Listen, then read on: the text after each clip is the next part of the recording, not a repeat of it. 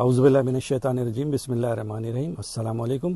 میں 3 نکات پر گفتگو کرنا چاہوں گا۔ پہلا نکتہ یہ ہے کہ سندھ، پنجاب، KPK اور پاکستان میں ضمنی انتخابات ہوئے اور اسلحے کا آزادانہ استعمال کیا گیا، درجنوں افراد زخمی ہوئے اور قتل کیے گئے، مگر یہ میڈیا جو کل تک MQM پر جھوٹے اور بیہودہ الزامات لگاتا تھا، ان کی زبانوں کو لقوہ ہو گیا۔ کرو نا تم پروگرام، بتاؤ اصل حقیقت عوام کو کہ کون قاتل ہے۔ دوسرا نکتہ یہ ہے کہ یہ بزدل آباد ٹولہ جس نے قوم کا سودا کیا، اس نے سینٹ کے انتخابات میں امیدواروں سے کروڑوں روپے پکڑے ہیں۔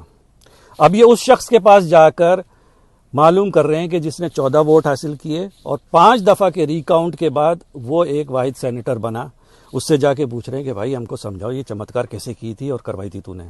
تیسرا نکتہ یہ کہ پروگرام کیا گیا اور سیکٹر آفیسز میں یہ دکھایا گیا کہ کتے لوٹ رہے ہیں۔ ایک سچا واقعہ سنا دیتا ہوں 1992 کے آپریشن کا، کہ ڈیفنس کلفٹن سیکٹر آفس کے باہر جو میدان تھا، اس میں جو پچ تھی، وہاں پر ایک کتا آتا تھا، اس کا نام تھا کمالو تو وفادار نہیں ہو سکتا، اس کا نام تھا کالو۔ اس کو ساتھ ہی غذا دیتے تھے۔ تو جب سیکٹر آفس بند ہوا 92 کے آپریشن میں، تو وہ کالو کتا روز آتا تھا اور وہاں دیکھتا تھا اور روتا تھا وہ۔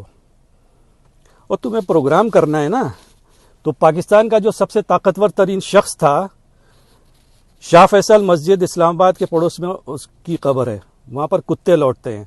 تم میں تپڑ ہے تو کرو نا وہاں پروگرام جا کے، نہیں تو بلال اکبر سے پوچھ لو، تمہیں بتا دے گا کہ کہاں پر ہے وہ قبر۔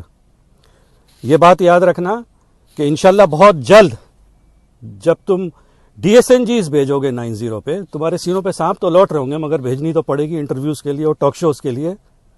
یاد رکھنا کہ طاقتیں تمہاری ہیں اور خدا ہمارا ہے، عکس پر نہ اتراؤ، آئینہ ہمارا ہے۔